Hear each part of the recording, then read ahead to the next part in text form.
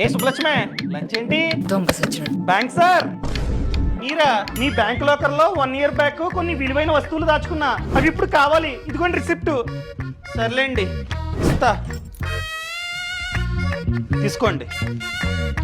ఏ బంగారం ఉంది పక్కన, నోట్స్ ఏంటి చెదలు పట్టేశాయి.